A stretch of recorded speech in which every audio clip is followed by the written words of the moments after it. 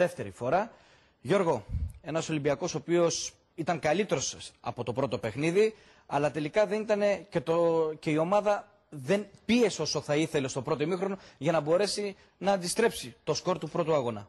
Ακριβώς έτσι είναι η εικόνα. Ο Ολυμπιακός ήταν καλύτερος από το πρώτο παιχνίδι εδώ στο Καραϊσκάκι.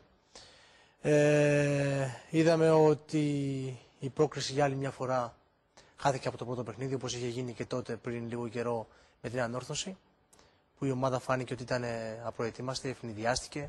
Κάτι αντίστοιχο έγινε και τώρα, όταν στο Καραϊσκάκι δεχτήκαμε τα 3 γκολ από τη Σεντ Ετιέν. Ήταν κάτι που δεν το περίμενε κανείς, ευνηδιάστηκε η ομάδα.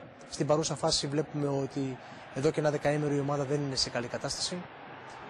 Βέβαια, τρίτη συνεχόμενη ήττα του Ολυμπιακού. Τρίτη συνεχόμενη ήταν. Και η συνέχεια είναι πάρα πολύ δύσκολη. Και το τέρμι με τον Παναθηναϊκό και άλλο ένα μεγάλο παιχνίδι με τον ΠΑΟΚ για το κύπελλο Ελλάδας. Θα πρέπει τα παιδιά να συνέλθουν στο δυνατόν πιο σύντομα. Βέβαια, στο σημερινό παιχνίδι, ας μην κρυβόμαστε, τα πράγματα ήταν πάρα πολύ δύσκολα. Είναι πολύ δύσκολο να ανατραπεί ένα τέτοιο σκορ με το 1-3, δηλαδή είναι πολύ δύσκολο να το γυρίσεις. Αν γινόταν κάτι τέτοιο θα μιλούσαμε για θαύμα, αλλά αυτό που πρέπει να κάνει σήμερα η ομάδα ήταν να διεκδικήσει, να παλέψει και αν ήταν να αποκλειστεί με ψηλά το κεφάλι. Είδαμε και πάλι όμως, συγγνώμη που σε διακόπτω Γιώργο, ότι υπήρξαν και πάλι κάποια πεδαριώδη λάθη. Ιδιαιτέρως τα 2 γκολ της Σεντ Ετιέν μπήκαν με πανομοιότυπο τρόπο. Πάλι δεν πήγε παίκτης επάνω, πάλι το σουτ έγινε. Αφήνουμε τους παίκτες και σουτάρουν μόνοι τους σε πολύ επίκαιρες θέσεις. Οι παίκτες το πληρώσαμε στο πρώτο παιχνίδι στο Καραϊσκάκι, το είδαμε και τώρα ότι αφήναμε τους παίκτες και σουτάρανε μόνοι τους. Αυτό το πληρώσαμε σε τέτοια παιχνίδια, σε αυτό το επίπεδο, όποιο λάθος και να κάνεις το πληρώνεις. Αυτό έγινε και στην παρούσα φάση. Το πληρώσαμε, μείναμε έξω. Βλέπουμε τώρα ότι θα πρέπει η ομάδα να ανασυγκροτηθεί όσο δυνατόν πιο σύντομα, γιατί σε πολύ σύντομο χρονικό διάστημα έχουμε αυτό το πολύ σημαντικό παιχνίδι με τον Παναθηναϊκό. Θα πρέπει τα παιδιά να βρουν τα ψυχικά αποθέματα και να αφήσουν πίσω αυτά τα παιχνίδια τα ευρωπαϊκά και να δείξουν ένα άλλο πρόσωπο και να δείξουν πραγματικά πόσο πολύ θέλουν να συνεχίσουν να κερδίζουν, να συνεχίσουν να παίζουν καλά. Μάλιστα. Να βάλουμε στην συντροφιά μας και τον Δημοσθένη Καρμυρή, ο οποίος έκανε την περιγραφή για την τηλεόραση του Sky. Δημοσθένη. Και τον Αλέξη Αλεξανδρή που είναι και τον Αλέξη Αλεξανδρή. Καλησπέρα και πάλι. Γεια σας. Λοιπόν, εγώ αυτό που ήθελα να κάνω σαν ερώτημα στον πρώην αμυντικό τον Γιώργο Αμανατίδη, ακριβώς για όλα αυτά που είδαμε στο πρώτο αγώνα του Καραϊσκάκη, με τα πολλά λάθη τα οποία δεν ήταν μόνο από τους αμυντικούς, αλλά κυρίως και απόψε γενικότερα, θα ήθελα μία τοποθέτησή του και ένα σχόλιο για την αμυντική λειτουργία του Ολυμπιακού σε αυτά τα 2 μάτς. Ναι, η αλήθεια είναι, Δημοσθένη, ότι ειδικά στο πρώτο παιχνίδι έγιναν, στο πρώτο ημίχρονο ειδικά, υπήρχαν πάρα πολλά λάθη. Με αποτέλεσμα αυτό να το εκμεταλλευτεί η Σεντ Ετιέν. Και είδαμε ότι η Σεντ Ετιέν δεν είναι η ομάδα που είχαμε δει στο πρώτο παιχνίδι στο Καραϊσκάκι, που μας εντυπωσίασε όλους.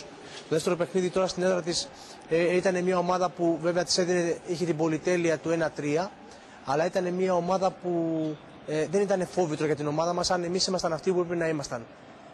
Θεωρώ ότι στο σημερινό παιχνίδι ο Ολυμπιακός θα έπρεπε να ρισκάρει σε αυτό που είπε ο Αλέξης Αλεξανδρής. Συμφωνώ απόλυτα, θα έπρεπε να δείξει, γιατί όταν θες να ανατρέψεις ένα παιχνίδι θα πρέπει να ρισκάρεις, θα πρέπει να πιέσεις, θα πρέπει να είσαι τελείως διαφορετικός και να δείξεις στον αντίπαλο ότι έχεις έρθει στην έδρα του για να τον απειλήσεις και να διεκδικήσεις μια ανατροπή.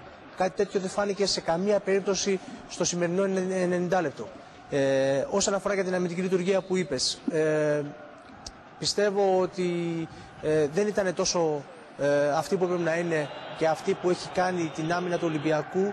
Να είναι αυτά τα 2 συγκεκριμένα γκολ που δέχθηκε απόψε εδώ στο Ζωφράκη σαν Ολυμπιακός, δηλαδή με τον πανομοιότυπο τρόπο όπως είπατε και είδαμε βεβαίως, νομίζω ότι είναι πράγματα τα οποία διδάσκονται και στις προπονήσεις, έτσι. Ναι, εκτός από αυτονόητα και από έμπειρους ποδοσφαιριστές. Από εκεί ξεκινάει, αλλά είναι το θέμα ότι συμφωνώ απόλυτα με τον Γιώργο. Αυτή τη στιγμή το πρόβλημα του Ολυμπιακού έρχεται στον τομέα της αυτοπεποίθησης. Οι συνεχόμενες ήττες σε κάνουν να χάνεις την αυτοπεποίθησή σου και την αυτοσυγκέντρωσή σου και γι' αυτό γίνονται αυτά τα επαναλαμβανόμενα λάθη. Αλλά μην ξεχνάμε ότι ο Ολυμπιακός είναι μια πολύ μεγάλη ομάδα πρέπει μέσα από αυτά τα άτυχα αποτελέσματα πρέπει να παραδειγματιστεί, πρέπει ο προπονητής και οι ποδοσφαιριστές πολύ γρήγορα σε πολύ σύντομο χρονικό διάστημα, σε 3-24 ώρα, λιγότερο από 3-24 ώρα, μετρήσουμε τις ώρες, μέχρι τις 6.30 το απόγευμα της Κυριακής, ο Ολυμπιακός έχει τον ντέρμπι με τον Παναθηναϊκό. Να την κατάσταση, να συνέλθουν όσο μπορούν πιο γρήγορα, γιατί η συνέχεια είναι πολύ πολύ δύσκολη.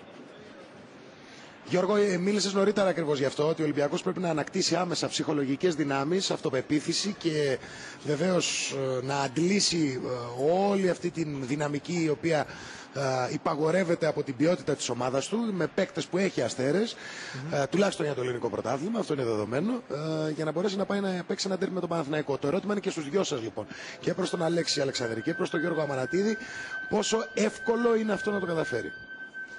Όταν μιλάμε για, συγγνώμη Γιώργο, όταν μιλάμε για επίπεδο τέτοιας ομάδας όπως είναι ο Ολυμπιακός, δεν είναι δύσκολο και ούτε ακατόρθωτο να το καταφέρει. Όπως και σε ένα μάτς βεβαίως και μια βραδιά τελείως διαφορετικού χαρακτήρα. Μια χρονιά να κάνει καλή πορεία, να πετυχαίνει τις νίκες είτε στην Ευρώπη είτε στο ελληνικό πρωτάθλημα. Νομίζω ότι από εδώ και πέρα επιβάλλεται ότι σε πολύ σύντομο